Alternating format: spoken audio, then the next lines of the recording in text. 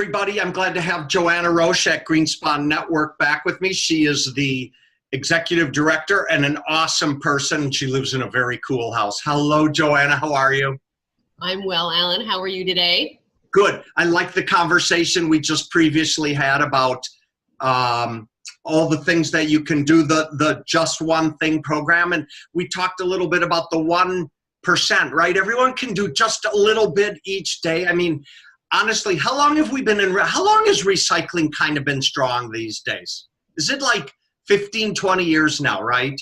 Yes, at least. Can you even throw a plastic bottle in a garbage? I don't even care. Well, you know, I drink from a stainless steel bottle, so I don't even like plastic anymore. But how does anyone even throw plastic in the garbage anymore? I don't know. I really don't know. I think the level of awareness we have these days around what we do with the things we have is probably at the highest it's been ever, right? I really do think that people's awareness and energy around protecting the planet and what to do with their trash is helping. Good, because every time I read about that Texas-sized plastic thing that lives in the, Right. I know it has a name, I can't remember what it is, but it kind of makes me like ill. Like, honestly, all that stuff's collecting in the, I mean, where would we put garbage the size of Texas? It's like, how about let's not dump it in the ocean anyways, for that matter. But right. Well, that's a big topic, Alan.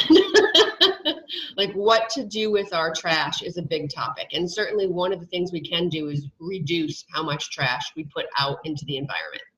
Well, two things, and I know we're going to get on to what I want to talk about today, but one, you have a choice in Palm Springs of two sizes of garbage, right? The 165 cubic inch garbage or whatever that is, and the 92. And we're the only neighbors in my whole neighborhood. I made Kathy and I get the small garbage and the small recycle. And I'm telling you, mentally, you tend to use less stuff when you have a smaller garbage and recycle. So we do that, and then, of course, we laughed about it, but Alan is the guy who puts on the latex glove and picks up garbage when we walk the dog around the neighborhood. So, well, somebody gave me a really good tip. They said, imagine if somebody told you you had to save all of your Amazon boxes and packages and packing materials that you got from Amazon, right? And that really made me think about how often I just automatically reordered something, bought something new, and thought about all the packaging that came with the stuff that I get, right? What if I had to keep it? Would I think twice about buying that item? Well, think about if you ever order wine online and it comes in those containers, and I know it's all recyclable, but god dang it, it is a lot of stuff to throw back in the, and then I don't know why, don't ask me why a bottle of wine goes so fast in our house, but it seems that's another story, right? There's so much bottle to put 1 liter of wine, 750 milligrams of liters of wine, and I don't know what it is, but at least what we're talking about is there is a very conscious awareness about what this is. Oh, this is my shameless pitch time too. People join Greenspon Network. They are at the forefront. They are leading in this whole conversation, and I don't care if you run a spa, a salon, a resort spa, whatever it is, you should be participating in what this is. So I hope people will go online and join Greenspon Network when they get done listening to you and I. Thank you, Alan. Good. One of the things I wanted to talk about, and as a member, probably I think one of the best benefits is the sustainability assessment tool. Can you address that? I can. So we have something called the SAT, which is the sustainability assessment tool that businesses or brands can take that sort of allows them to benchmark where they are on the continuum to becoming green.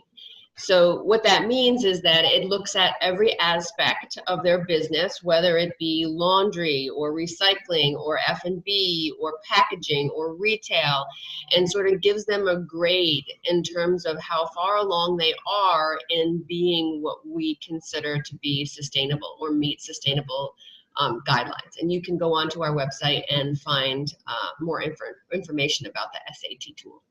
And is it a long tool? Is this time consuming? What's all involved in taking the SAT? It does take some time. And it requires probably more than one person from someone's organization to help complete it. What we're doing a little pilot program on is helping to become facilitators of the SAT tool. And I'm actually traveling tomorrow with one of our board members, Rona Berg from Organic Spa Magazine. We're going to Okabee, right outside of Atlanta, Georgia, and we are helping to facilitate that factory in taking the SAT tool, and then we'll write up a paper for them so that it sort of benchmarks where they are, and they become essentially a case study for how a manufacturing plant becomes more sustainable. Good. I hope you'll do some videotaping there because, you know, we are very kinesthetic, right? We like to see and feel and touch. I love that. I think that is totally cool. By the way, I wrote, as you were speaking, even though you said it takes some time, to me, the major benefit of that is you're now adding to your story about your facility. And people want to hear the green story today. When I go somewhere, I'm always kind of looking or feeling or asking, where's the story, right? Don't just tell me about your owner and what you guys do and you use indigenous products, but what's the rest of the save the earth, if you will, part of the story. So it takes time, but you add to your story as well.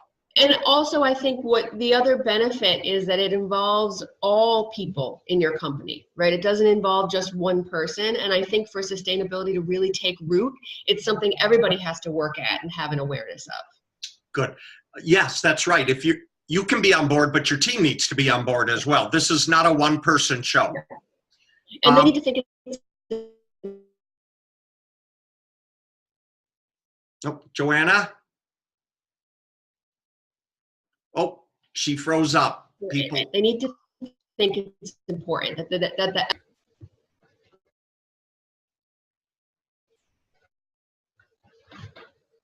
All right, I'm here. Can you hear me? Oh, yeah, we lost you for a second, but you're back. Can you hear me? Yeah, you got me?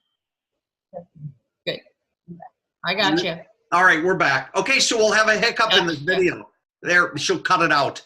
The last thing I want to make mention of, because I love this subject about taking the assessment, it reminds me a lot from the Wizard of Dorothy. If you don't take the assessment, then you're kind of wandering in the wilderness and you really have no idea where you are.